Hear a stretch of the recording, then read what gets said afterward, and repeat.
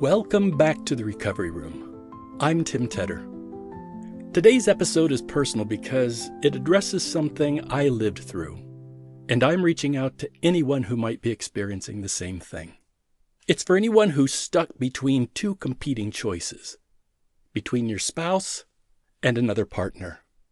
If that's where you are, you probably don't feel great about it, but you might also feel like you can't make a decision. I've been there. I know what that feels like. I remember the mental ping-pong game I played for months. One day I'd be moving in one direction, the next day going back. Trying to figure it out, trying to justify, trying not to hurt people while still hurting everyone.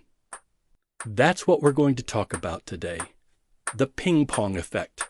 That emotional and relational whiplash that comes when you're caught between two relationships. If you're currently caught up in the ping-pong effect, I am talking directly to you. The rest of you, you're welcome to listen in, but please understand that some of what I say may not even make sense to you. That's because this experience is emotional. It's not logical. If you've never experienced it, you probably won't completely understand it, but maybe this will be of some help to you too. If you want to know more about this episode or other resources available on affairhealing.com, check out the show notes for this episode. And if this is helpful to you, please rate and review our podcast. That helps us out a lot. Thank you. Now let's get started. Welcome to The Recovery Room, a podcast presented by affairhealing.com.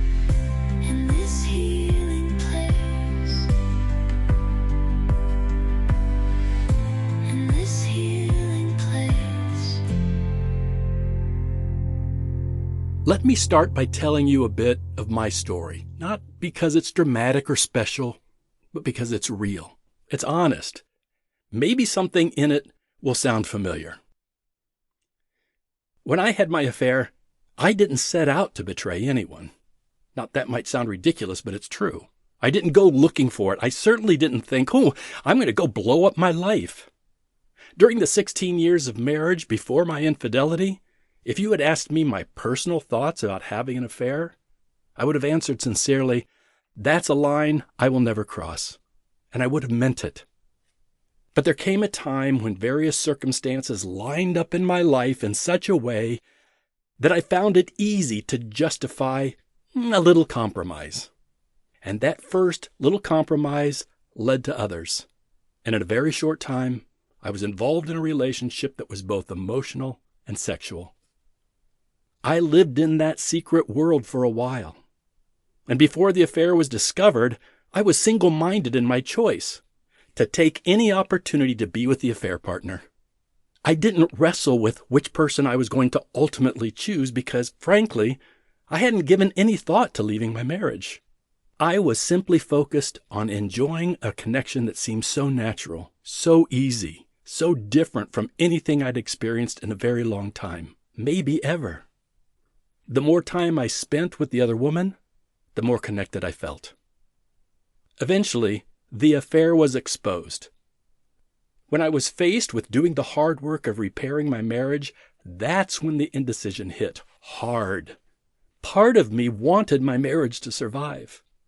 I knew I had made promises I should keep. I was aware of children who didn't deserve a broken home. I wanted to bring relief to the pain and confusion I saw in every member of my family. But not only was that work difficult, I was expected to do it in the context of a marriage to a woman from whom I'd become emotionally detached even before the affair began. And when my wife's pain came out, sometimes in the form of anger, it became my excuse to disconnect even more. And in those moments, I longed for the comfort of the affair partner.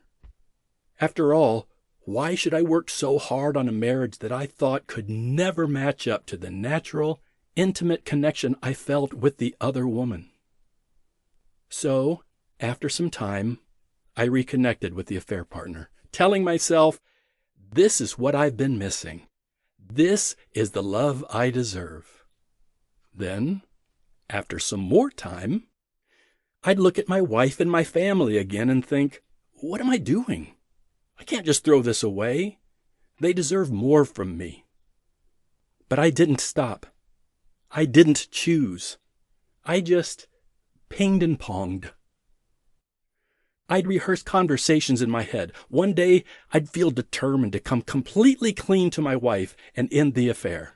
The next day, I'd convince myself the marriage was too broken to fix, that I'd never be happy in it, and this new relationship was the answer.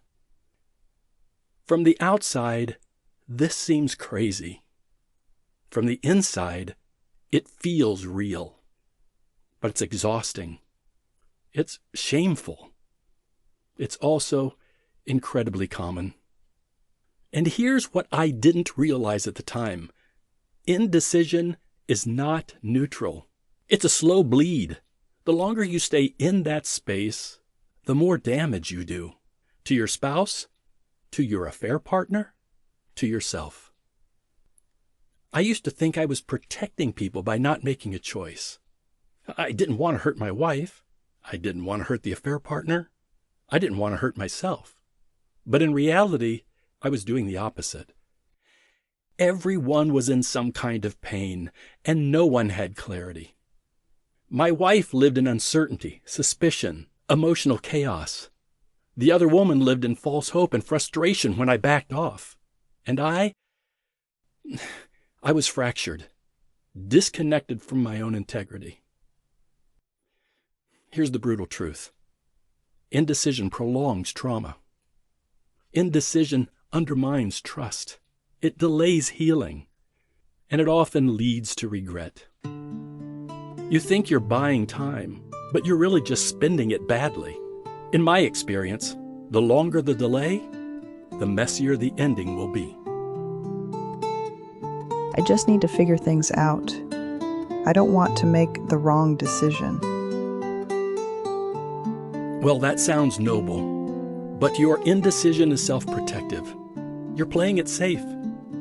If you've been trying to figure things out for months or years even, it might be time to ask yourself whether you're hiding behind all that confusion.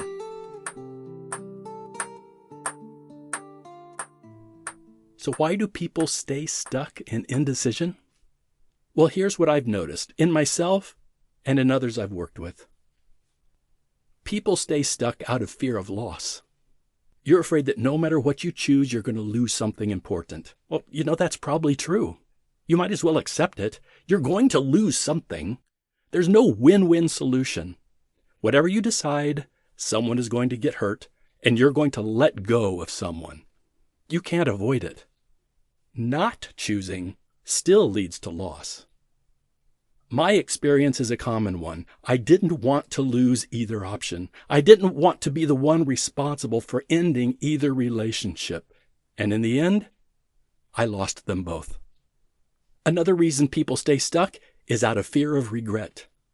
You're worried you'll look back and think, I should have picked the other one. But the more common regret I hear from people is this. I regret not making a choice sooner. I regret the damage I did while I stalled. A third reason people stay stuck is because they're in the affair fog. You tell yourself, this new relationship is everything I longed for. But it's been built in secrecy. There's no real life context, no unpaid bills, no parenting stress, no having to live together while you're upset with each other. It's all spotlight and no shadows. What you're experiencing is called limerence, that in-love feeling of intimate connection that is common at the start of a romantic relationship. It was probably present when you first met your spouse, too, even though you've likely forgotten or convinced yourself it was never there. Limerence is a powerful, wonderful feeling. It's not a bad thing, but the problem is we equate that feeling with genuine love. It's not. It prepares the way for bonding that can become deep love, but it's not the same thing. But I know. Nobody could convince me otherwise either. You're probably already arguing with me in your head, listing all the reasons why your relationship is different. But I know the statistics. There's a 96% chance that you're wrong. And all those in the 96% group are convinced that they are the exception, just like I did. and we won't believe otherwise until the fog clears. We continue to unfairly compare our ordinary marriage to the extraordinary experience of the affair. The fourth reason people stay stuck is because there's comfort being in the middle. Staying stuck delays the pain of loss, but it also delays the possibility of peace, of healing, of restoration, or of a new start. In fact, the longer you delay, the less likely you will be to experience healing in either relationship. But what if I leave and it's the wrong choice? What if I stay and I'm miserable? I get it. You want certainty. But life doesn't work that way. Listen to me. This may not be what you want to hear, but I believe it's absolutely true. What matters more is who you choose to become, not what you hope to avoid. It's more important to decide what will be the story of your life, not what choice comes out ahead in a comparison of advantages versus disadvantages of each option. Those statements are true regardless of which choice you make. Here's what I wish someone had said to me during my ping pong days. Tim, you're not choosing between two women. You're choosing between two versions of yourself. Whew, I needed to hear that. I needed to understand that because I was trying to manage outcomes instead of taking ownership of who I wanted to be, of what story my life would tell. If I'd been more honest, really honest, I would have admitted I was afraid. Not just of hurting others, but of facing myself. I wish I had understood how important authenticity and integrity would become to me, long after the consequences of my indecision had already been dealt out. I wish someone had said, and that I would have listened, to this message. You can't build a future until you stop playing ping pong in the present. That's what I'm telling you. Not to push you in one direction or the other, but to say, it's time. Make a choice. Own it. Choose who you want to be. Let me share a few reflection points I've used with clients. Coming up with reasons why you feel connected to your affair partner is usually not difficult, but having an honest recall of why you once loved your spouse is usually more challenging. In order to have a fairer comparison, consider the following questions, and take time to be thoughtful. Write down your answers. Question 1. Why did you fall in love with your spouse? Go back, not just to the wedding, but to the initial why. What was real? What's still there? What's been neglected? What's been lost? Question 2.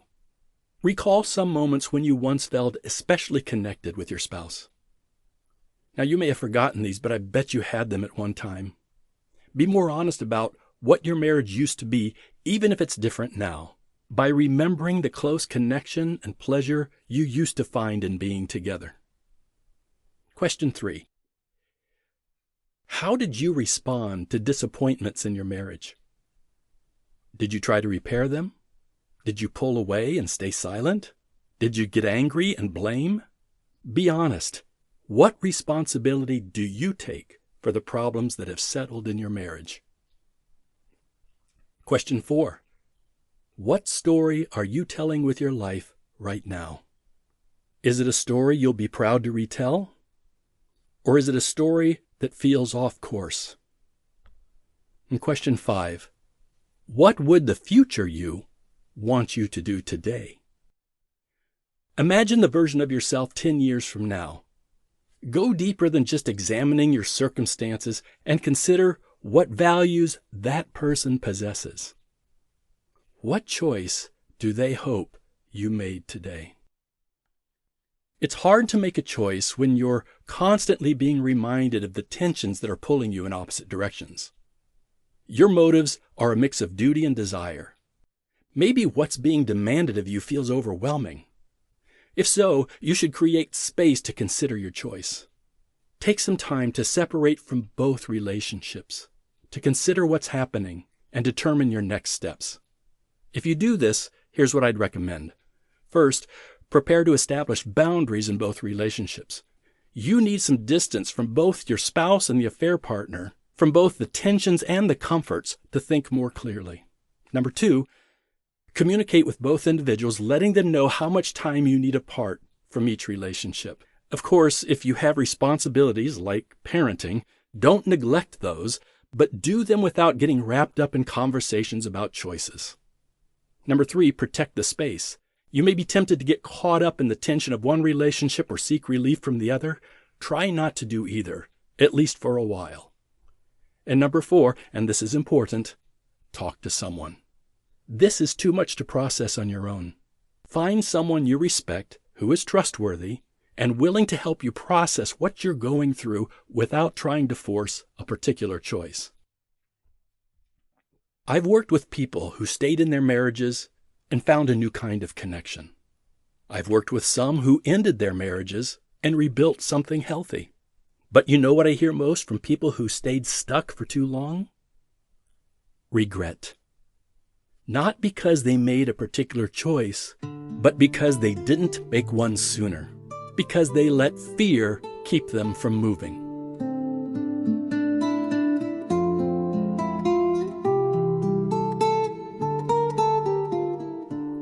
That regret didn't hit me until a few years after my marriage ended, and I had some time to live in the reality of the consequences, especially as I experienced the shifts in the relationship with my children.